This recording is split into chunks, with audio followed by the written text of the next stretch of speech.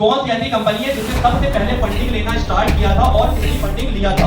लोग crowd funding में आ जाते हैं कि ये कंपनी क्राउड फंडिंग ले, क्राउड फंडिंग ले।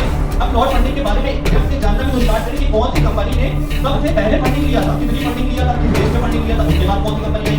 सीधे अगर सोलर टीचू एनर्जी और ब्ला ब्ला ब्ला ब्ला कंपनी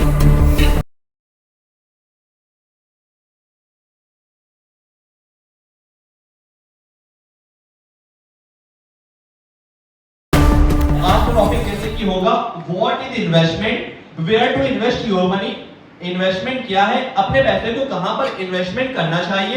एंड थर्ड टॉपिक ये होगा crowd investing over all the market. Crowd funding project में आई होप जितने लोग यहां बैठे हैं शायद सभी लोग एमएलसी इंजीनियरिंग के बारे में जानते हैं। रिस्पांस ओके क्या जितने लोग बैठे हो सभी लोग क्राउड फंडिंग प्रोजेक्ट्स के बारे में जानते हैं या फिर नहीं? नहीं। ओके क्या जितने लोग बैठे हैं क्या यहाँ पर वो लोग स्टॉक मार्केट के बारे में जानते हैं? स्टॉक मार्केट के अंदर वो तो बहुत बड़ा होता है, उसमें नॉर्मल चीजें जैसे कि क्या इसमें कोई ट्रेडर है, कोई ट्रेडिंग करता है स्टॉक मार्केट में? ओके मतलब सभी लोग मिलेंगे लेकिन थोड़े थोड़े से, और सभी लोग यहाँ पर जो इवेंट हुआ है वो रिलेटेड सभी को बताया गया होगा कि एमएलसी से रिलेटेड, क्राउड फंडिंग प्रोजेक्ट से रिलेटेड, ओवरऑल स्टॉक मार्केट से रिलेटेड ही यहाँ पर इवेंट ऑर्गेनाइज किया गया है। तो ये कुछ टॉपिक है जिसके बारे में यहाँ पर डिस्कशन करूंगा। तो मेन बात यहाँ पर ये आती है कि हम अपना पैसा कहाँ पर इन्वेस्टमेंट करें, अपना पैसा कहाँ पर इन्वेस्टमेंट करें। लोग ढूंढते हैं इन्वेस्टमेंट करने के लिए, लेकिन मेन बात जो आती है सबसे पहले अपना पैसा कहां पर इन्वेस्टमेंट करना चाहिए। अकॉर्डिंग टू सेबी और अकॉर्डिंग टू मी अपना पैसा सबसे पहले आपको इन्वेस्टमेंट करना चाहिए खुद के ऊपर। खुद के ऊपर मतलब टर्म इंश्योरेंस, हेल्थ इंश्योरेंस जो आपके पास होना चाहिए, खुद का और अपनी फैमिली का। अगर ये आपके पास नहीं है कि बहुत सारी ऐसी बीमारियां आती हैं तो इंसान के लाइफ टाइम का पूरा पैसा खत्म कर देती हैं। वो आपके ऊपर भी आ सकती हैं, आपकी फैमिली में खुदा ना खास्ता किसी के ऊपर ऐसी चीजें हो, लेकिन पहले से अपने आप को अलर्ट कर लेना है इसको लेकर। तो अपना और अपनी फैमिली का health insurance and term insurance होना चाहिए, ये कंपलसरी है इन्वेस्टमेंट करने से पहले। क्योंकि इन्वेस्टमेंट तो आप कर देंगे लेकिन आप उस अमाउंट को, कभी भी ऐसी सिचुएशन आती है आप उस अमाउंट को तुरंत नहीं निकाल पाएंगे। तो ये चीज होना कंपलसरी है, क्योंकि आपके पास अगर आप टर्म इंश्योरेंस, हेल्थ इंश्योरेंस नहीं कराएंगे जो कि नॉर्मल अमाउंट में होता है, इसके बाद अगर आप कहीं पर इन्वेस्टमेंट करेंगे आपको बहुत बड़ा रिटर्न मिल जाएगा, लेकिन बहुत सी ऐसी बीमारियां आती हैं जो लाइफ टाइम का बड़े से बड़े लोगों का पूरा पैसा उसमें खत्म कर देती हैं। शायद अपनी फैमिली में भी कहीं ना कहीं ये चीज देखी होगी। एंड सेकेंड टॉपिक, आप इन्वेस्टमेंट करना चाहते तो उससे पहले क्या करना है। सेकेंड टॉपिक ये है financially security for next 6 month. मतलब अगर आप इन्वेस्टमेंट करने की प्लानिंग बना रहे हैं तो पहले से आप अपनी 6 मंथ की फाइनेंशियली सिक्योरिटी कर लीजिए। एग्जांपल के लिए आप कहीं जॉब करते हैं या फिर आप कहीं बिजनेस करते हैं। पहले बात कर लेते हैं, अगर कहीं आप जॉब करते हैं, आपकी जॉब अगर छूट जाती है, आप वहां से अगर ड्रॉप हो जाते हैं, निकाल दिए जाते हैं, तो वहां पर क्या करना है, उससे पहले ही आप अपनी 6 मंथ की इंस्टॉलमेंट, 6 मंथ का अमाउंट आप वहां पर अपने सेविंग अकाउंट में रख लीजिए। एग्जाम्पल के लिए आपके मंथली खर्चा जो भी फैमिली का होता है, हम एज्यूम कर लेते हैं आपके घर का मंथली खर्चा लगभग 1 लाख रुपए है। मंथली खर्चा आपने क्या करा, मल्टीप्लाई बाय 6 कर दिया, तो 6 लाख रुपीस अपने सेविंग अकाउंट में आपने जाकर उसे रख दिए कि अगर आप जॉब से निकाल दिए जाते हैं उसके बाद आपका ये सिक्योरिटी बनी रहे कि अपनी फैमिली को आने वाले 6 महीने तक आप उसे सर्वाइव कर सकें। इन्वेस्टमेंट करने से पहले ये चीजें आपके पास होनी चाहिए। जो बिजनेस करते हैं, बिजनेस भी अच्छा चलता है लेकिन कुछ वक्त ऐसा आता है कि बिजनेस भी कुछ दम के लिए ठप हो जाता है। तो क्या करना है, बिजनेस को भी होने के पहले जो भी आपकी फाइनेंशियली सिक्योरिटी, जो भी आपका घर का खर्चा होता है, तो वो चीजें मुझे नहीं पता, किसी घर का 1 लाख होगा मंथली, किसी घर का 50,000, किसी घर का 5,000, किसी घर का 5 लाख। तो वो अपने अकॉर्डिंग अपने घर पे देखे सारी सिचुएशन, उसके अकॉर्डिंग अपनी सेविंग अकाउंट में इतना अमाउंट निकाल के रख दे। क्योंकि अगर आप इन्वेस्टमेंट करने के लिए आएंगे, आपने पैसा इन्वेस्ट कर दिया जाके जमीन में और आपके पास ऐसी प्रॉब्लम आ गई कि आप जॉब से निकाल दिए गए या बिजनेस नहीं चल रहा, तो फिर आप क्या करेंगे, आप तुरंत अपनी जमीन बेचने जाएंगे तो तुरंत जमीन आपकी नहीं बिकेगी, क्योंकि लिक्विडिटी जमीन में खरीदने बेचने में कम होती है। वहां पे ज्यादातर लोग नहीं मिल पाएंगे कि जो मार्केट प्राइस चल रहा होगा उसके अकॉर्डिंग लोग आपकी जमीन को तुरंत खरीद ले। तो उससे पहले आपको फाइनेंशियली सिक्योरिटी होना है और आपका और आपकी फैमिली का इंश्योरेंस होना चाहिए। उसके बाद आपको इन्वेस्टमेंट करने की प्लानिंग करनी है। अब बात आती है कि इन्वेस्टमेंट कहां पे करना है। बहुत से लोग इन्वेस्टमेंट करते हैं बैंक एफडी में, बहुत से लोग जानते हैं रियल एस्टेट के बारे में, मतलब जमीन खरीदते और बेचते हैं। बहुत से लोग कमोडिटीज में इन्वेस्टमेंट करते हैं। What is commodities? Like silver, gold, जो ऑयल, एग्रीकल्चर, मतलब लोग इंडिया के अंदर ज्यादातर लोग अपना पैसा कहां पर इन्वेस्टमेंट करना पसंद करते हैं? गोल्ड के अंदर। वो गोल्ड में इन्वेस्ट कर देते हैं क्योंकि गोल्ड एक स्टेबल होता है, वो धीरे धीरे ग्रो होता रहता है। जब भी गोल्ड का प्राइस सुनने को मिलता है वो धीरे धीरे बढ़ता रहता है, लेकिन वो कम नहीं होता। तो लोगों को धीरे धीरे चाहिए, तो ज्यादातर लोग गोल्ड में इन्वेस्टमेंट करना पसंद करते हैं। उसके बाद कुछ लोग ऐसे भी होंगे जो क्रिप्टो करेंसी में इन्वेस्टमेंट करना पसंद करते होंगे। बहुत से लोग ऐसे होंगे जो स्टॉक मार्केट में इन्वेस्टमेंट करना पसंद करते होंगे। अब बात आती है इनमें से सबसे ज्यादा रिटर्न कहां मिलेगा, हमें कहां पर इन्वेस्टमेंट करना चाहिए। तो ये जो चीजें हैं मतलब लोग इन्वेस्टमेंट करते हैं, सभी के बारे में सबको पता होगा, FD, real estate, commodities, crypto currency, stock market. अब रिसर्च के अकॉर्डिंग पाया गया है इनमें सबसे ज्यादा रिटर्न कहां मिलता है। हम लोगों को क्या चाहिए? पैसा। पैसा जहां मिलेगा वहां पर इन्वेस्टमेंट करेंगे। तो यहां पर जो लोग आए हैं मेन मकसद अपना अमाउंट खर्च करके, वो तो पैसा कमाने आए हैं ना, तो रिटर्न कहां मिलेगा? अगर आपको रिटर्न की बात करी जाए, अगर आप चाहते हैं कि हमें बिल्कुल हाई रिटर्न चाहिए, अगर आप चाहते हैं कि हमें हाई रिटर्न चाहिए, तो आपको हाई रिस्क लेना पड़ेगा। अगर आप चाहते हैं कि हमको मीडियम रिटर्न चाहिए, तो आपको मीडियम रिस्क लेना पड़ेगा। अगर आप चाहते हैं कि आपको लो रिटर्न चाहिए, तो आपको लो रिस्क लेना पड़ेगा। कोई अगर आपसे आकर बोलता है, पूरे ऑल ओवर वर्ल्ड में बोलता है कि इस जगह पर, चाहे क्राउड फंडिंग हो, चाहे स्टॉक मार्केट, चाहे क्रिप्टो करेंसी, चाहे जमीन, चाहे कोई भी इन्वेस्टमेंट का सेक्टर हो, वो आपको आकर बोलता है कि अगर आप यहां पर इन्वेस्टमेंट करोगे, इसमें बहुत कम रिस्क है और प्रॉफिट सबसे ज्यादा है, तो समझ लेना वो झूठ बोल रहा है, क्योंकि ऐसी कोई चीज होती ही नहीं है। अगर वो बोलता है कि यहाँ पे बहुत कम रिस्क है और बहुत ज्यादा प्रॉफिट है, एक दिन में पैसा डबल, 2 दिन में, या बोलता है 1 साल में डबल, या बोलता है 5 साल में डबल, तो भी वो झूठ बोलता है। तो ऐसी कोई चीज होती नहीं है। ये चीज मैं अपनी तरफ से नहीं बता रहा हूं, अकॉर्डिंग टू सेबी सारी चीजें उसी के अकॉर्डिंग मैंने जो भी स्लाइड में ऐड करी है वो उसी के ऊपर है। अगर कोई सेबी के बारे में नहीं जानते तो मैं थोड़ा सा आपको उसके बारे में बता दूं। सेबी जो कि है security exchange board of India, India के अंदर जो भी स्टॉक मार्केट के अंदर रेगुलेट करती है, वो इंडिया को स्टॉक मार्केट को रेगुलेट करने के लिए सेबी को बनाया गया है, जो कि इंडिया के सभी कंपनीज को रेगुलेट करती है। इसलिए सेबी को इंडिया के अंदर बनाया गया है, जिसके थ्रू कोई इन्वेस्टर के साथ स्कैम ना कर सके।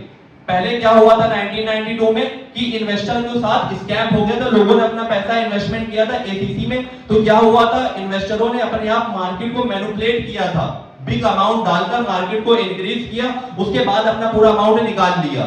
तो यहां पर इसीलिए सेबी को बनाया गया कि इन्वेस्टर के साथ कोई स्कैम ना कर सके, कोई धोखा ना कर सके, सेबी पूरी मार्केट को इंडिया की कंट्रोल कर सके। तो उसी के अकॉर्डिंग सभी डाटा यहां पर लिया गया है। अब जैसा कि मैंने इससे पहले की पहली स्लाइड में कुछ लिया था एफडी और रियल एस्टेट और क्रिप्टो करेंसी, ये वाली स्लाइड में, अब इनमें से जो बात आती है कि इनमें से कहां पर इन्वेस्टमेंट करना चाहिए, तो यहां पर ये आता है crypto currency and stock market, which is better of the two, इनमें से बेटर क्या है। तो रिसर्च के अकॉर्डिंग ये पाया गया है, शायद दूर तक के लोगों को दिख पा रहा होगा या फिर नहीं, तो मैं पढ़ के बताता हूं। Crypto currency often pose higher risk compared to stock because their volatility, मतलब ये ओवरऑल मैं आपको ऐसे समझाता हूं कि यहां पर ऐसा लिखा है कि क्रिप्टो करेंसी में, स्टॉक मार्केट में, दोनों में रिटर्न मिलता है, लेकिन दोनों में सबसे ज्यादा रिस्क कहां पर है, दोनों में सबसे ज्यादा रिस्क पाया जाता है क्रिप्टो करेंसी के अंदर, और स्टॉक मार्केट के अंदर भी होता है, लेकिन दोनों के कंपेयर में पाया जाता है क्रिप्टो करेंसी के अंदर। क्रिप्टो करेंसी एक ऐसी चीज है, जो लोग यहाँ बैठे हैं, जो लोग क्रिप्टो करेंसी के बारे में जानते होंगे तो उन्हें इस बारे में पता होगा। कभी कभी ऐसे मार्केट की सिचुएशन आती है, वोलेटिलिटी आती है कि रात में आंख बंद करके सोए और रात में मार्केट हाई चल रहा था, सुबह आंख खुली और एकदम डंप हो गया, बन गई रेड कैंडल।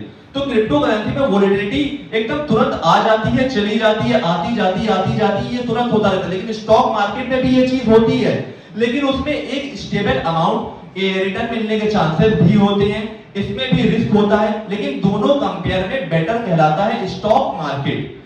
अब हम लोगों ने सारी ओवरऑल मार्केट को कैलकुलेट करके निकाला कहां पर इन्वेस्टमेंट करना चाहिए, स्टॉक मार्केट। अब स्टॉक मार्केट के अंदर भी बहुत सी चीजें आती हैं, स्टॉक मार्केट के अंदर कहां पर इन्वेस्टमेंट करें। अब मेन बात ये आती है कि बताया जाता है कि स्टॉक मार्केट, सभी ने डायलॉग सुना होगा कि स्टॉक मार्केट इतना गहरा कुआं है कि ये पूरे देश की प्यास बुझा सकता है। लेकिन ये स्टॉक मार्केट ऐसी चीज है, इंसान अगर इसके बारे में डेप्थ तक सीखना चाहे तो उसकी लाइफ बीत जाएगी, लेकिन वो पूरा डेप्थ तक के नहीं सीख पाएगा। तो इसके कुछ टॉपिक, स्टॉक मार्केट में कहां पर इन्वेस्टमेंट करना चाहिए, जैसे कि equity, mutual fund, index fund, ETF fund, PPF fund. ये इतने बड़े बड़े टॉपिक हैं, अगर मैं एक टॉपिक के बारे में, सिर्फ इक्विटी के बारे में बात करना स्टार्ट करूं तो आज से लेके कल सुबह हो जाए, लेकिन फिर भी ये टॉपिक खत्म नहीं होने वाला। इसी तरह से म्यूचुअल फंड, इंडेक्स फंड ये कहलाते हैं, क्योंकि इनके स्टॉक मार्केट के अंदर कहां पर इन्वेस्टमेंट करें, आपके सामने ये टॉपिक है। लेकिन इनके अंदर भी कुछ ऐसे टॉपिक निकलेंगे कि उनके अंदर कैसे इन्वेस्टमेंट करें। तो इसीलिए बताया जाता है कि स्टॉक मार्केट हमने पैदा होते ही सीखना स्टार्ट किया और हमारी लाइफ बीत गई, लेकिन फिर भी स्टॉक मार्केट के अंदर पूरा डेप्थ तक की इंफॉर्मेशन कोई नहीं ले सकता। लेकिन अगर आप अच्छे से स्टॉक मार्केट के बारे में समझ जाएंगे तो मैं इसका दावा कर सकता हूं, तो आप क्राउड फंडिंग के बारे में बहुत अच्छे से समझ जाएंगे। स्टॉक मार्केट के बारे में आप समझ गए तो क्राउड फंडिंग उसके लिए हलवा है। आप ये समझ लीजिए कि ये स्टॉक मार्केट है और उसके बाहर छोटा सा टुकड़ा रखा हुआ है क्राउड फंडिंग का, जो कि अभी स्टॉक मार्केट के अंदर एंटर नहीं हुआ है, क्योंकि वो अभी तक एक्सचेंज पे लिस्टेड ही नहीं हुआ है। वो क्या वेबसाइट के थ्रू हमें शेयर मिले हैं।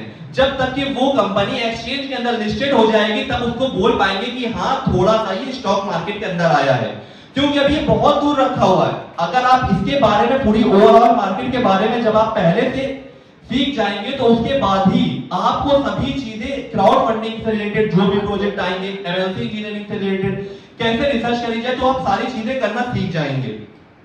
ठीक है, अब स्टॉक मार्केट को और बेसिक से समझते हैं। शायद कोई लोग ऐसे होंगे जो स्टॉक मार्केट के बारे में कुछ भी ना जानते हो, तो बेसिक सा ऐसा समझ लीजिए कि कोई कंपनी है, रिलायंस के बारे में सभी लोग जानते होंगे, रिलायंस के शेयर लेना और बेचना उसको कहलाता है, लाइक कंपनी के शेयर खरीदना और बेचना। यहां पर हम बात करते हैं रिलायंस की, सभी को यहां पर शो हो रहा होगा।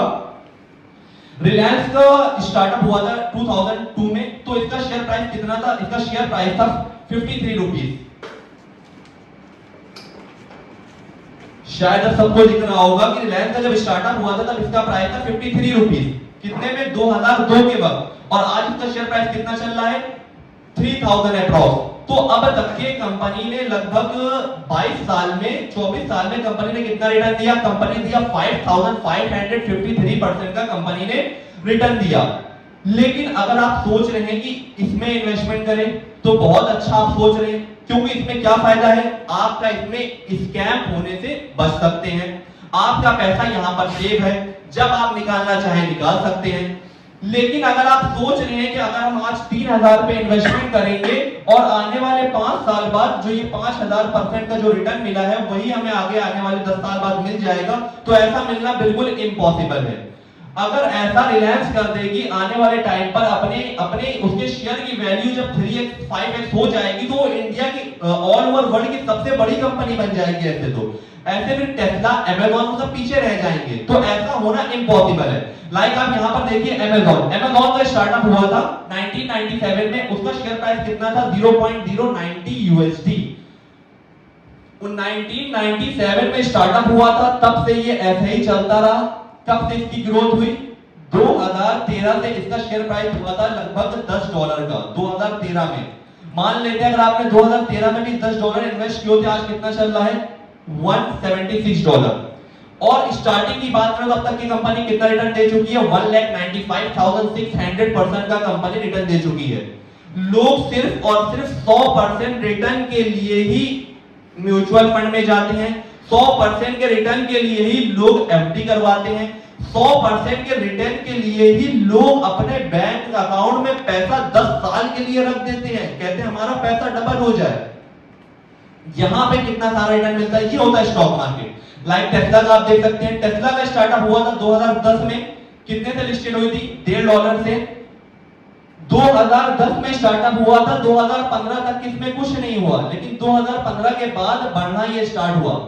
अब यहां पर मैं एक एग्जांपल लेना चाहूंगा, बहुत से लोगों ने क्राउड फंडिंग में अगर इन्वेस्टमेंट किया होगा, लाइक एमएनसी में अगर इन्वेस्टमेंट किया होगा, लोग सोचते हैं कि आईपीओ आ जाएगा तो हम क्या करेंगे, अपने शेयर को बेच देंगे।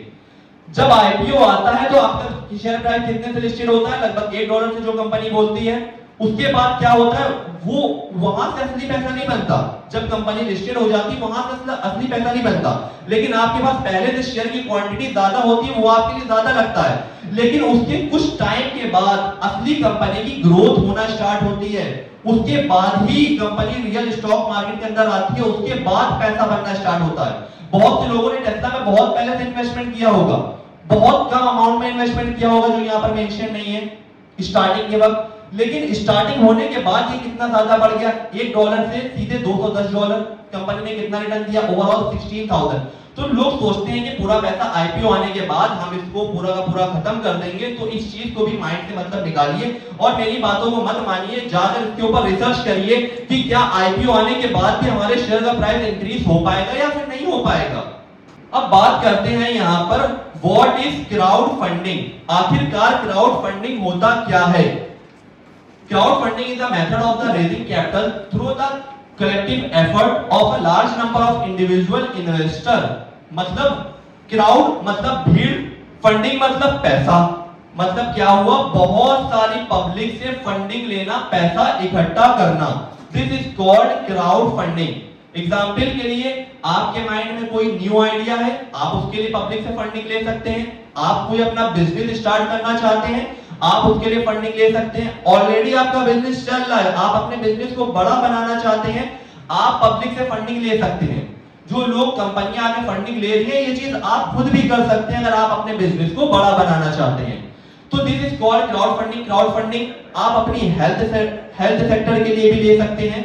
अभी हम आगे बात करेंगे, तो पहले बात करी जाए तो क्राउड फंडिंग किन किन टाइप से लिया जाता है। क्राउड फंडिंग आप सोशल मीडिया के थ्रू, वेबसाइट के थ्रू फंडिंग आप दे सकते हैं, और आप एप्लीकेशन के थ्रू, कुछ एप्लीकेशन है उसके थ्रू आप अपना क्राउड फंडिंग में इन्वेस्टमेंट कर सकते हैं। अब बात आती है क्राउड फंडिंग कितने टाइप के होते हैं।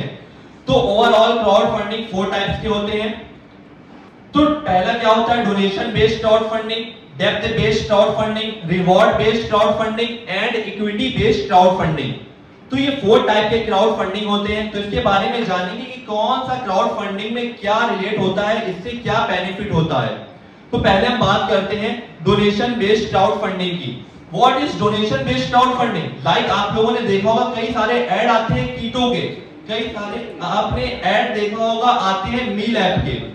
व्हाट इज दिस, आपने देखा होगा कि कोई बंदा बीमार है, किसी को कैंसर है, कोई सर्जरी कराना चाहता है, तो उसमें फंडिंग दी जाती है। क्या दी जाती है, उसमें फंडिंग दी जाती है।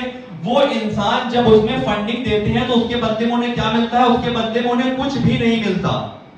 सोशल मीडिया पे आप लोगों ने ये वेबसाइट देखी है सभी लोगों ने, तो ये भी एक तरह की क्राउड फंडिंग होता है। आप बीमार हैं, आपके पास पैसे नहीं, आपको फंडिंग चाहिए, आप डायरेक्ट इनकी वेबसाइट पे जाकर अपनी डिमांड कर सकते हैं। डिमांड करने के बाद आपको क्या मिलेगा, कीटो की जो ऑफिशियल वेबसाइट है ये अपना थोड़ी सी परसेंटेज काटेंगे, उसके बाद जो भी अमाउंट आएगा वो आपको दे देंगे।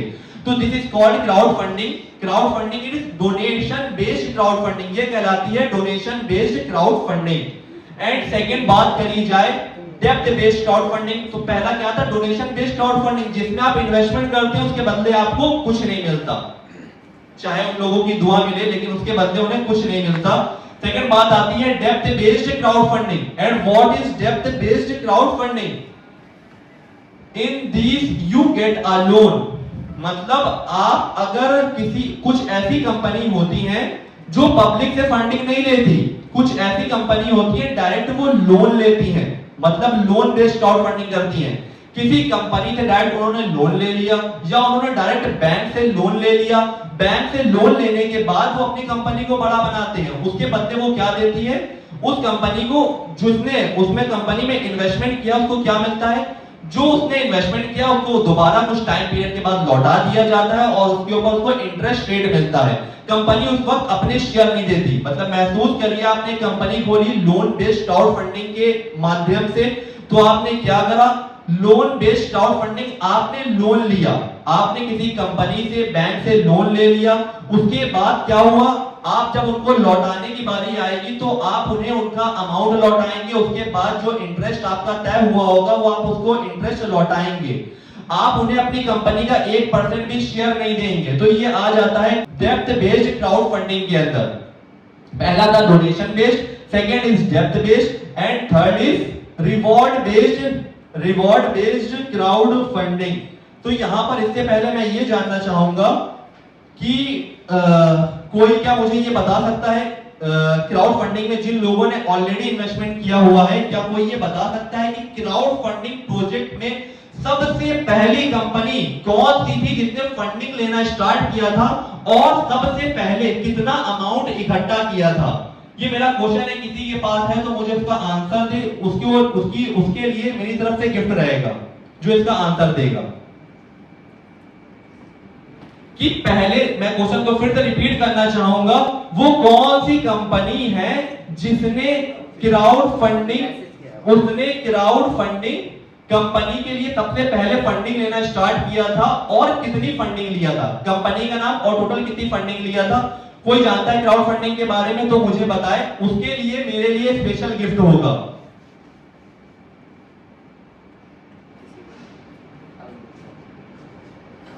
ठीक है, मेरा क्वेश्चन ये सभी लोगों से है, मतलब सभी लोगों से है जो लोग बैठे हैं।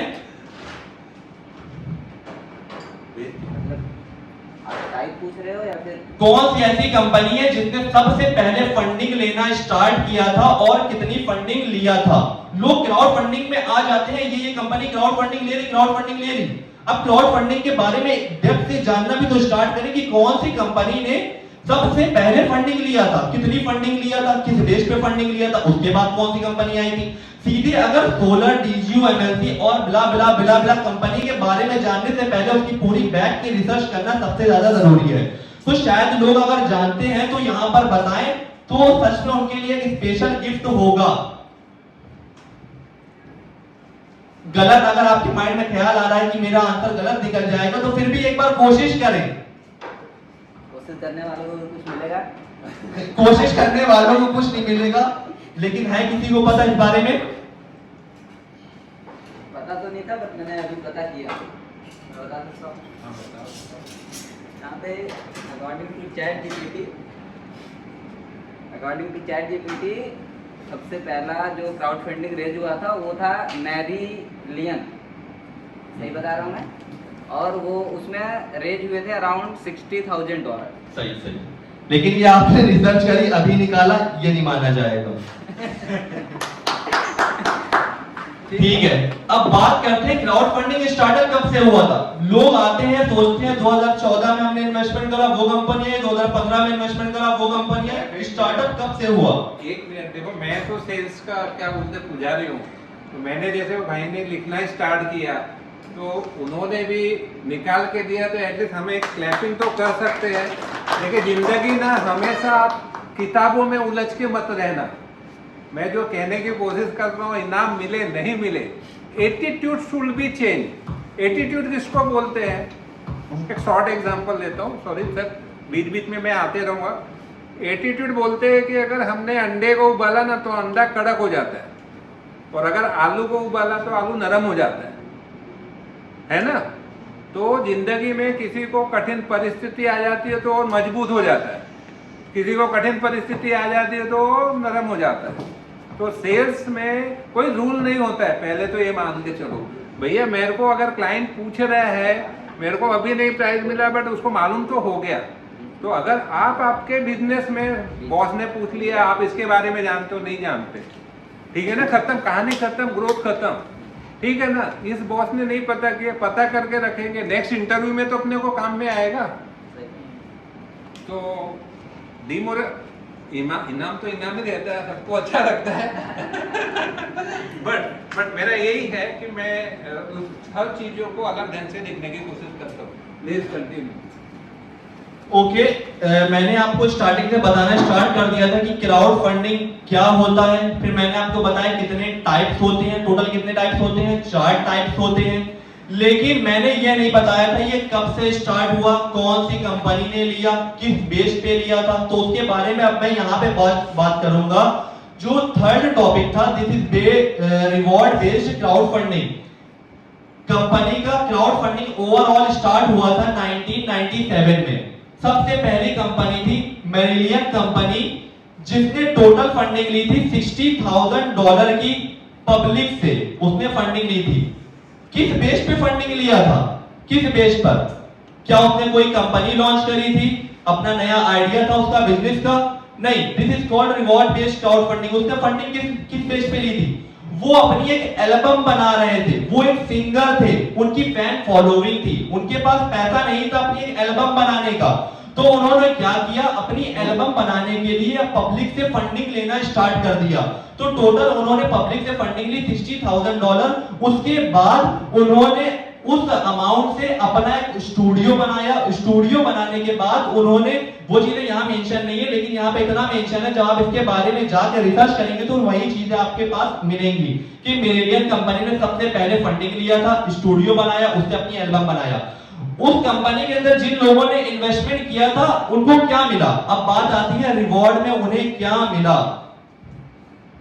तो रिवॉर्ड में उन्हें क्या मिलता है? तो रिवॉर्ड में सबसे पहले उन्होंने अलग अलग तरह के लोगों को इन्वेस्टर रिवॉर्ड दिए थे। किसी ने कम अमाउंट इन्वेस्टमेंट किया हुआ, किसी ने ज्यादा किया हुआ, किसी ने और ज्यादा, किसी ने और ज्यादा। तो उसी के अकॉर्डिंग उन्होंने सब लोगों को दिया था रिवॉर्ड। तो ये कहलाती है रिवॉर्ड बेस्ड क्राउड फंडिंग। तो रिवॉर्ड पर उन्होंने क्या दिया था? उन्होंने अपने म्यूजिक की रिकॉर्डिंग उन्होंने दे दिया था, जो उनकी वीडियो की रिकॉर्डिंग थी उन्होंने वो उसे दे दिया था। कुछ इन्वेस्टर ऐसे थे जिन्होंने अपनी सिग्नेचर करके उनकी एक टी शर्ट दी थी गिफ्ट में। कुछ गिफ्ट ऐसे दिए थे जिस गिफ्ट के ऊपर सिग्नेचर कर दी जाती है।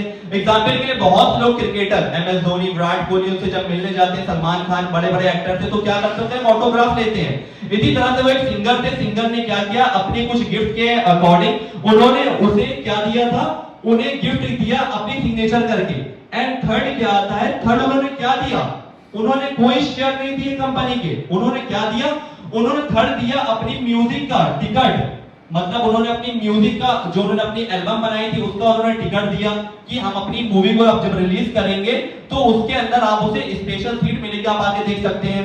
और उन्होंने क्या दिया, कुछ इन्वेस्टरों को उन्होंने दिया है टूर का, ट्रैवल करने का टिकट, एक कंट्री से दूसरी कंट्री या कंट्री के अंदर कहीं टूर करने के लिए, घूमने के लिए टिकट दिया। मतलब आपने कंपनी में इन्वेस्टमेंट कर दिया, आपको शेयर नहीं मिले, आपको टूर करने का पैसा मिला, आपको गिफ्ट मिली टी शर्ट, आपको इसी तरह से कंपनी की DVD मिल गई। इसी तरह से और क्या गिफ्ट दिया उन्होंने, जो मेरिलियन वेबसाइट थी उन्होंने एक गिफ्ट ये भी दिया, जो अच्छे बड़े इन्वेस्टर थे उसी के अकॉर्डिंग उन्होंने कस्टमाइज शूज करके उन इन्वेस्टर को अपनी मेरिलियन वेबसाइट पर प्रमोट किया, उनका फेस दिखाया। उनका फेस दिखाने के बाद उन्होंने उनका नाम लिखा और उनका फेस दिखाया, उनको प्रमोट किया एक तरह से। इसी तरह से एक और क्राउड फंडिंग की अगर बात करी जाए नॉर्मल, तो एक क्राउड फंडिंग क्या थी, मैं इसी से रिलेटेड एग्जांपल बताना चाहता हूं। कोई शायद इंडिया की मूवी थी या फिर इंटरनेशनल कोई मूवी थी, उस मूवी ने भी अपनी मूवी बनाने के लिए पब्लिक से फंडिंग लिया था। आपने उसमें इन्वेस्टमेंट कर दिया लेकिन आपको उस कंपनी के शेयर नहीं मिले। फिल्म सुपर हिट हो गई, डुपर हिट हो गई, फिल्म के मालिक ने, डायरेक्टर ने और फिल्म के हीरो ने पैसे कमा लिए, लेकिन जिन लोगों ने फिल्म बनाने के वक्त पैसे दिए थे उन लोगों को उससे बेनिफिट नहीं हुआ। लेकिन उनको क्या मिला, उनको मिला रिवॉर्ड। व्हाट इज रिवॉर्ड, उनको एक DVD दे दी गई, उनको एक स्पेशल जो सिनेमा हॉल होता है वहां पर उन्हें एक सीट प्रोवाइड करी गई, आप आके मूवी देखें। और उनको क्या प्रोवाइड हुआ, फिल्म जब स्टार्ट होती है तो वहां पे प्रोड्यूसर के नेम, हीरो के नेम, कई सारे नेम मेंशन होते हैं, तो वहां पर उनके नाम को फोटो के साथ मेंशन किया गया। तो ये क्या होता है, रिवॉर्ड बेस्ड क्राउड फंडिंग। पहले में क्या था, फिर से रिपीट करता हूं, पहला डोनेशन बेस्ड, डोनेट कर दिया। सेकंड इज डेब्ट बेस्ड, मतलब लोन बेस्ड, जहां पर आपको कुछ नहीं मिलता। जो स्टार्टअप कंपनी होती है वो लोन बेस्ड क्राउड फंडिंग लेना पसंद ही नहीं करती। 99% startup loan based crowd funding लेना पसंद नहीं करते, क्योंकि जब उनका खुद ही एक स्टार्टअप है और वो फंडिंग लेंगे तो मतलब वो एक तरह से डूब जाएंगे। मतलब उनका खुद एक स्टार्टअप है, उनको टाइम लगेगा और अगर उनकी ग्रोथ नहीं हुई तो उन्हें उतना अमाउंट पूरा लौटाना पड़ेगा, रिस्क ज्यादा होता है। इस वजह से ज्यादातर कंपनी, चाहे कंपनी सक्सेसफुल हो लेकिन फिर भी वो लोन बेस्ड क्राउड फंडिंग नहीं लेती, क्योंकि इसमें लोन बेस्ड लेने से अच्छा होता है वो रिवॉर्ड बेस्ड ले ले या फिर इक्विटी बेस्ड क्राउड फंडिंग कर ले। तो कंपनी लोन बेस्ड लेना पसंद नहीं करती, लेकिन बहुत सी कंपनी सक्सेसफुल है, अडानी लाइक, तो वो क्या करते हैं, वो लोन बेस्ड भी क्राउड फंडिंग लेते हैं। लोन लेते हैं गवर्नमेंट से और किसी अथॉरिटी वेबसाइट से लोन लेने के बाद वो अपनी कंपनी में इन्वेस्टमेंट करते हैं। और जो फोर्थ था वो था equity based crowd funding. And what is equity? Equity means share. Equity में क्या मिला? लाइक एमएलसी इंजीनियरिंग, आप ऐसे रिलेट कर सकते हैं, अगर आप एमएलसी इंजीनियरिंग में इन्वेस्टमेंट करेंगे तो आपको क्या मिलेगा? कंपनी के शेयर्स मिलेंगे। हम लोगों को कहीं पर इन्वेस्टमेंट करके क्या करना है? पैसा कमाना है। क्या हम डोनेशन बेस में जाएंगे? हाँ, हमारे पास पैसा है, डोनेशन भी करेंगे अपने अकॉर्डिंग, पैसा कमाना है। क्या हम लोन बेस में जाएंगे? बिल्कुल इंसान जाना नहीं चाहेगा। आप रिवॉर्ड बेस में जाना चाहेंगे? बिल्कुल नहीं। आप किस में जाना चाहेंगे? आप जाना चाहेंगे इक्विटी बेस में, क्योंकि सबसे ज्यादा जो प्रॉफिटेबल होता है वो होता है इक्विटी बेस्ड क्राउड फंडिंग। जिस कंपनी के अंदर आप इन्वेस्टमेंट करते हैं उस कंपनी के आपको शेयर्स मिलते हैं, कंपनी के आप को ओनर बन जाते हैं, लाइक एमएलसी इंजीनियरिंग।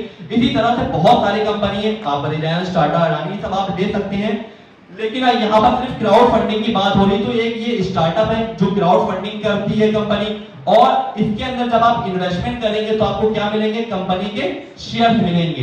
तो क्राउड फंडिंग के वक्त क्या होता है? कंपनी का स्टार्टअप है, कंपनी को पैसा चाहिए, कंपनी को पैसे की जरूरत है, तो कंपनी क्या करेगी? आपको बहुत सस्ते दामों पर अपने शेयर देगी। जब कंपनी लिस्टेड हो जाती है, लिस्टेड होने के बाद उसका शेयर प्राइस ऑलरेडी महंगा हो जाता है। लाइक जैसा कि मैंने आपको दिखाया, अमेज़न का कितना था? $1, रिलायंस का कितना था? 53 रुपीस, अप्रॉक्स मान लेते हैं कि $0.5। यहां पे कितने का शेयर मिल रहा है? $0.0001, मतलब बहुत कम। और वहां पे कितने? $53 में वहां पे कितने शेयर मिल रहे थे? स्टार्टिंग के वक्त जब आईपीओ आया होगा तो $1 के मिलते थे, लगभग मिलते थे 1 शेयर। और यहां पर $1 की स्टार्टिंग से पहले कितने मिल रहे हैं? तो ये चीजें आपको खुद मतलब रिसर्च करनी है। यहां पर एमएलसी इंजीनियरिंग लिखा है, आपको लगता है कि मैं एमएलसी इंजीनियरिंग प्रमोट कर रहा हूं, मेरी बातों पे कोई भी इन्वेस्ट मत करे। बात यहां पर आती है कि इन्वेस्टमेंट कैसे करें, कैसे रिसर्च करें। तो सबसे बढ़िया और सबसे सॉलिड रिसर्च करने का तरीका ये होता है कि आप डायरेक्ट मैनेजमेंट से कांटेक्ट करें। वहां से जो भी आपको रिसर्च मिलेगी, जो भी आपको वहां पर क्वेश्चन के आंसर मिलेंगे, वो आपके बिल्कुल सॉलिड आंसर होंगे, वही आपकी सॉलिड रिसर्च कहलाएगी। दो तरह से रिसर्च होती है। पहली रिसर्च डायरेक्ट मैनेजमेंट से कांटेक्ट करें, हम कुछ बोल रहे हैं, कुछ हमने बढ़ा के बोल दिया, हम कुछ बोल रहे हैं, हमने तारीफ कर दी। आप अगर मैनेजमेंट से करेंगे तो आपको ऐसी श्योरिटी मिलेगी कि हाँ यही आंसर है। फिर कोई आके अगर आपको बहकाना चाहेगा तो आप नहीं बहक पाएंगे। तो आप डायरेक्ट मैनेजमेंट से कांटेक्ट करें। मैनेजमेंट से कांटेक्ट करने का क्या तरीका है? ये भी बहुत नॉर्मल है। जो आपके अपलाइन है, जिनके थ्रू आप यहाँ पर आए हैं, कैसे मैनेजमेंट से कांटेक्ट करें, अपना अकाउंट क्रिएट करें अपनी आईडी के अंदर, वहां पे जाके आप सपोर्ट से कांटेक्ट कर सकते हैं। उसके बाद आप डायरेक्ट टेलीग्राम पर जो भी ऑफिशियल उनकी चैट होती है आप उनसे मैनेजमेंट से कांटेक्ट कर सकते हैं। एग्जांपल के लिए अभी भी लाइव सेशन होगा जो कंपनी के फाउंडर करेंगे एमएलसी इंजीनियरिंग के, उसके अंदर शायद आज तो लिमिटेड टाइम है, आप अपना क्वेश्चन आंसर डिस्कस नहीं कर सकते, लेकिन हर महीने एक ऐसा ऑनलाइन वेबिनार होता है जिसके अंदर आप अपने सारे क्वेश्चन डिस्कस कर सकते हैं उनके फाउंडर से। तो सॉलिड रिसर्च क्या होती है? सबसे पहले खुद मैनेजमेंट से बात करें, वो कहलाती है सॉलिड रिसर्च। मैनेजमेंट से बात करने के बाद आपको क्या करनी है? क्रॉस चेक करना है। What is cross check?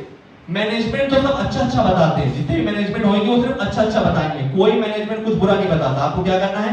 Cross check. ये चीज मैं क्यों बोल रहा हूं? क्या मैंने बोला है? नहीं, ये चीज सेबी के जब एग्जामिनेशन होता है तो वहां पे खुद ये चीज पढ़ाई जाती है कि कोई भी कंपनी में इन्वेस्टमेंट करने से पहले सबसे पहले मैनेजमेंट से बात करें, अपने सवाल डायरेक्ट मैनेजमेंट से पूछे, कंपनी के बारे में जानना है डायरेक्ट मैनेजमेंट से जाने, उसके बाद उस चीज को क्रॉस चेक करें। क्रॉस चेक कैसे करें? अपनी ऑफिशियल सोशल मीडिया वेबसाइट पे जाकर क्रॉस चेक करें। एग्जांपल के लिए एक कंपनी है अपनी बाइक मार्केट में सेल कर रही है, हमें वो बाइक खरीदनी है। हमने डायरेक्ट क्या करा? कंपनी में फोन मिलाया कि हमें बाइक चाहिए। कंपनी बोलती है कि बाइक सोल्ड आउट हो चुकी है, आपको 7 डेज बाद मिलेगी।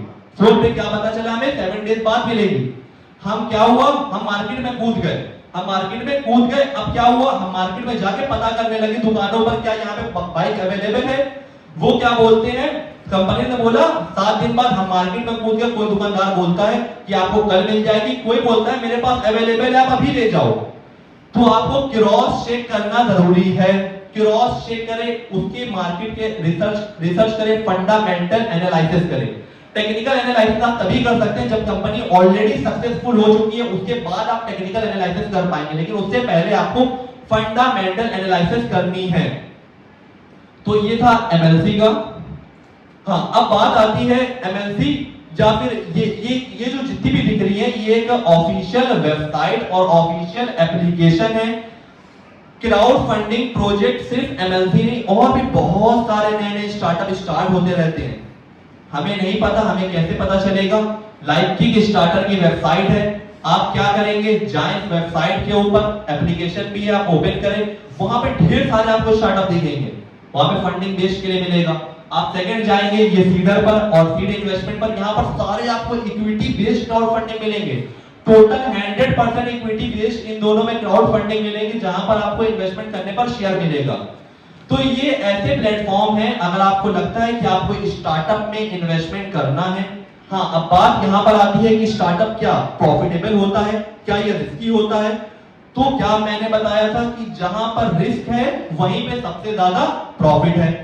तो यहाँ पे क्या आता है, स्टार्टअप एक रिस्क होता है, लेकिन सबसे ज्यादा प्रॉफिट स्टार्टअप में ही होता है, क्योंकि आपको कम अमाउंट में ज्यादा से ज्यादा कंपनी के शेयर मिल जाते हैं। स्टार्टअप के वक्त आप कंपनी से कनेक्ट हो जाते हैं। तो इसीलिए आपको अगर और भी स्टार्टअप के बारे में जानना है, जो मैं बता रहा हूं वही स्टार्टअप नहीं, और भी कई सारे स्टार्टअप चल रहे हैं, आप इनके ऊपर जाएं और रिसर्च करें कि कौन कौन से स्टार्टअप है, मैं कैसे इन्वेस्टमेंट करूं, क्या इन्वेस्टमेंट करूं, कंपनी के ऊपर रिसर्च करें, उसके बाद फाउंडर से, मैनेजमेंट से बात करें, सब कुछ आपको अंदर मिल जाएगा। उसके बाद आप अपना इन्वेस्टमेंट करना स्टार्ट करें। ओके, अब जो फोर्थ टॉपिक था हमारा, तो फोर्थ टॉपिक ही है, जैसे कि मैंने बताया था 4 टाइप होते हैं। हमारा मेन टॉपिक क्या था? हमारा मेन टॉपिक था फोर्थ वाला। फोर्थ टॉपिक क्या था? इक्विटी बेस्ड क्राउड फंडिंग, पैसा देके शेयर लेना है हमें। मार्केट में ओवरऑल कितना बड़ा मार्केट है इसका, कितने लोग इसमें इन्वेस्टमेंट करते हैं? The global 1% invest in equity crowd funding all over world में, पूरी दुनिया में सिर्फ और सिर्फ 1% लोग ही क्राउड फंडिंग में अपना पैसा इन्वेस्टमेंट करते हैं पूरी दुनिया में। सेकंड आता है इन इंडिया, इंडिया के अंदर कितने लोग ऐसे हैं जो अपना पैसा क्राउड फंडिंग में इन्वेस्टमेंट करते हैं? इक्विटी बेस्ड क्राउड फंडिंग की मैं बात कर रहा हूं, इक्विटी बेस्ड। जो मैंने चारों चीजें बताई सबको क्लियर है? और लास्ट में इक्विटी बेस्ड नहीं, अगर कुछ नहीं आ रहा है तो उठ के पूछना है। एंड सेकेंड इज क्या है, इंडिया में सिर्फ 0.5% से 1% लोग ही क्राउड फंडिंग के बारे में, क्राउड फंडिंग प्रोजेक्ट में इन्वेस्टमेंट करते हैं, equity based crowd funding project में। तो इंडिया का डाटा ये है और ऑल ओवर ग्लोबल का डाटा ये है। अब बात आती है स्टॉक मार्केट, जो हमारा बीएससी, सभी लोग स्टॉक मार्केट के बारे में पहले से अवेयर होंगे। तो ऑल ओवर इंडिया में कितने परसेंट लोग स्टॉक मार्केट में इन्वेस्टमेंट करते हैं? सिर्फ और सिर्फ 5 से 6% ही इसका डाटा इंक्रीज हुआ है। 5 to 6% लोग ही स्टॉक मार्केट में इंडिया के अंदर इन्वेस्टमेंट करते हैं। और अदर कंट्री की बात करी जाए तो वहां पे कई सारे लोग हैं। यूएस में 40% से ज्यादा लोग स्टॉक मार्केट में इन्वेस्टमेंट करना पसंद करते हैं, लेकिन यहां पर इंडिया में सिर्फ और सिर्फ 5%। पहले इसकी ग्रोथ तो 0.1% भी नहीं थी, धीरे धीरे बढ़ती गई, धीरे धीरे बढ़ती गई। इसी तरह से 5% आया, 6% हुआ, 6 to 7% होगा, 10% होगा। क्राउड फंडिंग कोई नहीं जानता, मतलब कोई भी नहीं जानता कि स्टार्टअप में भी इन्वेस्टमेंट किया जाता है। लोग सिर्फ इतना जानते हैं कि किसी कंपनी का आईपीओ आ रहा है, आईपीओ आ रहा है, आईपीओ में अपनी अलॉटमेंट लगा दे, आईपीओ में अपनी अलॉटमेंट लगा दे, हमें आईपीओ का शेयर मिल जाए। लोग इतना जानते हैं जब कंपनी का आईपीओ आएगा तभी हम अपना पैसा इन्वेस्टमेंट कर पाएंगे। लेकिन उनको ये भी जानना चाहिए कंपनी बिना आईपीओ लॉन्च करे भी आप उसमें इन्वेस्टमेंट कर सकते हैं। सभी कंपनी फंडिंग नहीं लेती हैं। बहुत सी कंपनी के पास पहले से इतनी वेल्थ होती है जो ऑलरेडी अपनी कंपनी को बड़ा बना लेती है, लेकिन बहुत सी कंपनी ऐसी होती है जिनके पास फंड की कमी होती है, वो पब्लिक से फंडिंग लेती हैं, तो वहां पर वो अपनी कंपनी की इक्विटी देती हैं, जहां पर इन्वेस्टर का भी बेनिफिट होता है और कंपनी का भी काम बन जाता है। अब बात आती है ओवरऑल इसका मार्केट कितना है, कितना बड़ा है। तो बात करी जाए equity crowd funding market in India, India के अंदर टोटल कितने लोगों, मतलब कितना अमाउंट इन्वेस्टमेंट हुआ है क्राउड फंडिंग के अंदर, तो अप्रॉक्स $200 मिलियन से $300 मिलियन का इन्वेस्टमेंट अमाउंट हुआ है सिर्फ इंडिया के अंदर क्राउड फंडिंग के अंदर। और ग्लोबली की बात करी जाए, ग्लोबली कितना है? ग्लोबली है 22 बिलियन टू 25 बिलियन डॉलर, इतना अमाउंट क्राउड फंडिंग के अंदर इन्वेस्टमेंट हुआ है। आप देखिए इंडिया कितना छोटा सा दिख रहा है, यहाँ पर 1 बिलियन भी नहीं आ रहा है, सिर्फ 200 से 300 बिलियन। इसी तरह से ग्लोबल में कितना आ रहा था? 0.5%। लेकिन धीरे धीरे सारी चीजें ग्रो होती हैं। इंडिया की पहली कुछ चीजें क्या होती हैं? अमेरिका ऑलरेडी डेवलप है, जब वहां पे कुछ चीजें होती हैं उसके बाद धीरे धीरे अपने इंडिया में भी होना, वो सारी चीजें डेवलप होना स्टार्ट हो जाती हैं। अदर कंट्री में कितने परसेंट लोग क्राउड फंडिंग प्रोजेक्ट में इन्वेस्टमेंट करते हैं? तो आपको अगर दिखाई दे रहा होगा तो आप देख पा रहे होंगे यूनाइटेड स्टेट में 58%, मतलब 50% से ज्यादा लोग क्राउड फंडिंग प्रोजेक्ट में, क्राउड फंडिंग स्टार्टअप में इन्वेस्टमेंट करते हैं यूएस के अंदर। सेकंड आता है यूनाइटेड किंगडम में 15% लोग इन्वेस्टमेंट करते हैं। थर्ड आता है जर्मनी के अंदर 10% लोग क्राउड फंडिंग में इन्वेस्टमेंट करते हैं। मैं चारों क्राउड फंडिंग की बात नहीं कर रहा हूं, मैं सिर्फ और सिर्फ इक्विटी बेस्ड क्राउड फंडिंग की बात कर रहा हूं। सिर्फ 10% फ्रांस के अंदर 6%। इसी तरह से आप सब देख सकते हैं Canada, Australia, Netherland, Sweden, China and India. India के अंदर कितने लोग इन्वेस्टमेंट करते हैं? 1%, और 1% भी नहीं, 0.5 से 1%। आप यहां पे देख पा रहे हैं कितनी दूर है। 58% लोग सिर्फ और सिर्फ यूएस के अंदर क्राउड फंडिंग में इन्वेस्टमेंट करते हैं। तो अब बात आती है कुछ लोग जो इवेंट में आए हैं, वो लोग एमएलसी इंजीनियरिंग के बारे में जानना चाहते हैं। बहुत से लोग एमएलसी इंजीनियरिंग के बारे में जानने के लिए आए यहाँ पर, राइट? ओके, तो मैं यहाँ पर एमएलसी इंजीनियरिंग के बारे में डिटेल में नहीं बताऊंगा। मैंने आपको यहाँ पर ओवरऑल मार्केट के बारे में बताया कि कहां पर इन्वेस्टमेंट करना चाहिए, कहां से रिसर्च करना चाहिए, किस तरह के क्राउड फंडिंग होती है। जैसा कि मैंने आपको बताया स्टॉक मार्केट के बारे में जानेंगे तो क्राउड फंडिंग अपने आप उसके अंदर घुस जाएगा। तो क्या करना है, अभी एमएलसी इंजीनियरिंग के बारे में आपको आगे बताया जाएगा, और भी लोगों की स्लाइडें आएंगी, वहां पर आपको एमएलसी इंजीनियरिंग के बारे में बताया जाएगा। बहुत से लोग यहाँ पर इसलिए भी आए हैं कि किस तरह से लॉन्ग टर्म के बाद हमें अभी के वक्त कैसे पैसा कमाया जाए। आप लोग अगर अच्छी जॉब करते हैं तो आप बेहतर तरीके से आप जॉब करते रहें। आप अपना बिजनेस करते हैं, आपका अच्छा सा बिजनेस चलता है तो अपना बिजनेस करते रहें। किसी को जबरदस्ती नहीं है कि यहाँ पर आकर इसको प्रमोट करें। अगर आप अपना पार्ट टाइम निकाल कर कंपनी को प्रमोट करके और अच्छी अर्निंग करना चाहते हैं, जिस तरह से और लोग यहाँ पर अर्निंग कर रहे हैं वो लोग आपको इस बारे में बताएंगे। तो अगर आप इस तरह से अर्निंग करना चाहते हैं पार्ट टाइम में लाइक, तो इंडिया में सिर्फ और सिर्फ 1% लोग ही जानते हैं, लेकिन लोग इसके बारे में जानना चाहते हैं। अगर आप जाएंगे किसी को बताएंगे कि क्राउड फंडिंग एक इस तरह का स्टार्टअप है, ये कंपनी आई थी पहले, वो वाली आई थी, रिलायंस इतने का हुआ था, आप बताएंगे कि रॉयल एनफील्ड आई थी, जब लिस्टेड हुई तो इसका शेयर प्राइस $1 का था, वो इतना 2500 रुपए का हो गया। जब आप उसको एग्जाम्पल देंगे तो इस तरह से क्या होगा, वो सोचेगा कि हाँ ₹1 का वो इतना हो गया, वो इतना हो गया। अगर आप अभी के वक्त अर्निंग करना चाहते हैं, ये ना समझिएगा कि मैं आपसे बोल रहा हूं अर्निंग आप अभी इसको प्रमोट करो, नहीं। अगर आप करना चाहते हैं तो आप इसको कर सकते हैं, क्योंकि इंडिया में इसका मार्केट बहुत छोटा है, लोग इसके बारे में जानना चाहते हैं, लोग समझना चाहते हैं।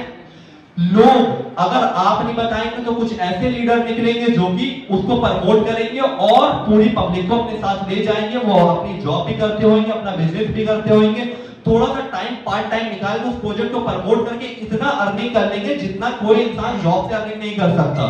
इस तरह से लोगों ने यहां पर किया। तो इस तरह से अगर आप प्रमोट करके भी अर्निंग करना चाहते हैं तो आप अभी बहुत अच्छा चांसेस है। Along with the stock market, equity crowd funding also has to grow. Stock market के साथ साथ क्राउड फंडिंग भी ग्रो कर रहा है। जैसा कि स्टॉक मार्केट कितना पहुंच गया इंडिया के अंदर 5%, 6%। क्राउड फंडिंग कितना पहुंच गया 0.5 से 1%। 0.5% बहुत छोटा लग रहा होगा 0.5 से 1%, लेकिन 5% भी इतना बड़ा होता है कि आज अगर आप जाएंगे 10 लोगों में एक से पूछेंगे कि स्टॉक मार्केट क्या होता है, हर बंदा बता देगा कि हाँ ये ट्रेडिंग है, म्यूचुअल फंड, ये वो, ये बिला बिला बिला। हर बंदा उस स्टॉक मार्केट का कुछ ना कुछ बता देगा कि हाँ मैंने म्यूचुअल फंड में इन्वेस्ट करा, मैंने इक्विटी में इन्वेस्ट करा, मैंने जो है ट्रेडिंग करता हूँ, ये लैंड, वो सारी चीजें बता देगा। इसी तरह से क्राउड फंडिंग भी धीरे धीरे ग्रो हो रहा है। कुछ समय के बाद इसके बारे में भी लोगों को सुनने को मिलेगा। अब बात आती है कितने क्राउड फंडिंग प्रोजेक्ट सक्सेसफुल होते हैं, कितने फेल होते हैं। किसी को पता है यहां पर तो मुझे बताएं। इस पे भी कुछ इनाम है? नहीं है। फिर किसी को पता है, मतलब गलत आंसर पता हो तो भी बोले। टाटा बोलती है 95% राइट।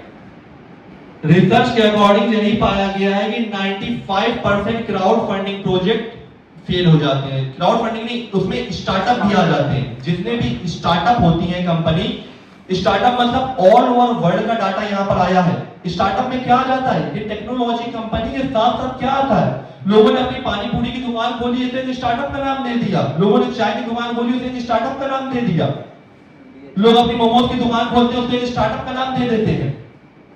तो क्या होता है, वही सबको कैलकुलेट करके ओवरऑल क्या पाया गया है, 95% स्टार्टअप फेल हो जाते हैं, 5% ही स्टार्टअप सक्सेसफुल होते हैं। और इस बात की रिसर्च है कि जो 5% सक्सेसफुल होते हैं वो इतना अमाउंट देते हैं, इतना अमाउंट जितना कोई कंपनी में आप इन्वेस्टमेंट करने के बाद आपको वहां से नहीं मिल सकता। जो कंपनी ऑलरेडी आईपीओ आया हुआ है या उसका एफपीओ आया हुआ है, उस वक्त अगर आप उसमें इन्वेस्टमेंट करेंगे तो आपको उस वक्त इतना नहीं मिलेगा। अब आप सोच रहे होंगे कि मैं बोल रहा हूं कि क्राउड फंडिंग बहुत अच्छा है, क्राउड फंडिंग बहुत अच्छा है। किसी को मेरी बात नहीं माननी है, मैं बोल रहा हूं एमएलसी बहुत अच्छा नहीं माननी है। डायरेक्ट फाउंडर से कांटेक्ट करना है, मैनेजमेंट से कांटेक्ट करना है, मेरी बातों को नोट कर लेना है, घर पे जाकर रिसर्च करना है, उसके बाद मानना है क्या मैंने सही बोला था या फिर गलत। ओके, जैसे कि यहाँ पर कुछ फोटोज हैं, लाइक ये है एमएलसी इंजीनियरिंग के फाउंडर मिस्टर इवॉन। जैसे कि इन्वेस्टमेंट करने से पहले बहुत से लोग जानते थे, इन्वेस्टमेंट करने से पहले मिस्टर किरणजीत जी भी इसके बारे में जानते थे। इनके लगभग काफी टाइम के बाद, कितने टाइम के बाद पैदा, लगभग 6 या 7 महीने के बाद मैंने इन्वेस्टमेंट किया। हमसे पहले 6 महीने से पहले जानते थे, बताया हमें, हमने नहीं किया। क्या करना है आपको, डायरेक्ट जाके मैनेजमेंट से कांटेक्ट करना है। मैनेजमेंट तो बहुत दूर रहते हैं, लोग बोलते हैं कि मैं नहीं जा पाऊंगा उनके पास, मेरा अमाउंट खर्चा हो जाएगा इतना ज्यादा। क्या करना है, आपको जूम पे कांटेक्ट करना है, जूम मीटिंग अरेंज करी जाएगी आपके लिए। अगर आप एक अच्छे इन्वेस्टर जो आपके सॉलिड लॉजिकल क्वेश्चन आपको उनसे पूछ रहे हैं, आपके मन में अच्छे बुरे जिस भी तरह के टफ से टफ क्वेश्चन हो, लेकिन वो लॉजिकल होने चाहिए, स्टॉक मार्केट से रिलेट करने चाहिए, क्राउड फंडिंग से रिलेट करने चाहिए। जब आप उनसे अपने क्वेश्चन पूछेंगे, आप उनसे डायरेक्ट उनसे कांटेक्ट करेंगे, अपने आंसर लेंगे, तो ही आप बिल्कुल अच्छी तरह से सेटिस्फाइड हो पाएंगे। उसके बाद क्या बताया था मैंने, क्रॉस चेकिंग करनी है। तो आपको डायरेक्ट, हाँ, जो आप जिन्होंने आपको इसके बारे में बताया उसकी भी बात मान ले, लेकिन आप जाकर मैनेजमेंट से भी कांटेक्ट करें। क्या मैनेजमेंट पास जाने में कुछ रुपया लगता है? नहीं। अगर आप अफोर्ड कर सकते हैं तो आप डायरेक्ट जाइए। कहीं पे कभी कंपनी का इवेंट होता है दुबई के अंदर, कभी कंपनी का इवेंट होता है रशिया के अंदर, कंपनी के मैनेजमेंट के लोग आते हैं, कंपनी का ऑफिस है दुबई के अंदर। आप अगर अफोर्ड कर सकते हैं तो आप जाइए, जरूर मिलिए, डायरेक्ट उनसे क्वेश्चन पूछिए। नहीं जा सकते आप, लाइव हर महीने एक बार जूम वेबिनार होता है, वहां पर आप अपने क्वेश्चन पूछ सकते हैं। आप जूम भी अटेंड नहीं कर सकते, जब आपको टाइम मिले डायरेक्ट आप कंपनी के सपोर्ट सिस्टम से कांटेक्ट कर सकते हैं। जो सपोर्ट सिस्टम को डायरेक्ट कंपनी के फाउंडर से इंफॉर्मेशन मिलती है, वो डायरेक्ट आपको प्रोवाइड करी जाएगी। तो ये कंपनी के फाउंडर थे। जैसा कि मैं कुछ टाइम पहले गया था दुबई, तो मैं वहां पे मिला था। उसके बाद कंपनी के टोटल 5 फाउंडर हैं। जैसे कि यहाँ पर आपको सिर्फ और सिर्फ 2 फाउंडर की फोटो दिख रही है, मिस्टर इवॉन और ये है मैक्सिम। ये है टोटल 5 फाउंडर है। इसके बारे में जब एमएलसी इंजीनियरिंग की प्रेजेंटेशन आएगी तो उसके बारे में आपको डिटेल में बताया जाएगा कि एमएलसी इंजीनियरिंग के फाउंडर कौन है, एमएलसी इंजीनियरिंग कंपनी क्या बना रही है और इसका शेयर प्राइस क्या है, हमें कब इससे बेनिफिट होगा, कंपनी कब आईपीओ में लिस्टेड होगी। अगर कोई नहीं बताता है आपको, आपके मन में क्वेश्चन है, आप यहाँ पर आए हैं, अपना अमाउंट खर्चा किया है, फ्री में नहीं आए हैं, आपको क्या करना है, अपने क्वेश्चन पूछने हैं, अपने क्वेश्चन पूछने हैं। और यहाँ पर सभी को क्वेश्चन बताए जाएंगे। वेबिनार में क्या होता है, वेबिनार में 2 घंटे तो पहले वेबिनार चला, उसके बाद लिमिटेड टाइम के लिए 1 घंटा होता है। लेकिन यहाँ पर अगर आप रात भर क्वेश्चन पूछेंगे तो आपको रात भर क्वेश्चन बताए जाएंगे, क्वेश्चन के आंसर दिए जाएंगे। मतलब कोई भी क्वेश्चन आए मन में, सारे क्वेश्चन पूछ डालने हैं। मैं कैसे पूछता हूं, मैं किसी अप्लायंस से नहीं पूछता, कोई भी मन में क्वेश्चन आते डायरेक्ट फाउंडर से जाके पूछता हूं। मैंने क्या करा, उनका जूम मीटिंग किया, उसके बाद मैं जाके उनसे मिला। मैंने क्या करा, जूम के अंदर मैंने ऐसे ऐसे क्वेश्चन पूछे, पॉजिटिव नेगेटिव बुरे बुरे क्वेश्चन जो मेरे मन में आए, सारे के सारे हमने पूछ डाले। मतलब हम पैसा इन्वेस्ट कर रहे हैं, खेल करने तो आए नहीं है यहाँ पर। तो क्या करना है, जो भी मन करे सारे क्वेश्चन पूछ डालिए। यहाँ पे जो लोग आए हैं आपको बता रहे हैं, जो भी आपका मन करे हमसे क्वेश्चन पूछिए, नहीं आता है डायरेक्ट फाउंडर से पूछिए। तो ये था। तो फिर आज के वेबिनार को यहाँ पर मतलब इसको एंड करते हैं। Thank you so much everyone, और जो भी इंफॉर्मेशन मिलेगी आपको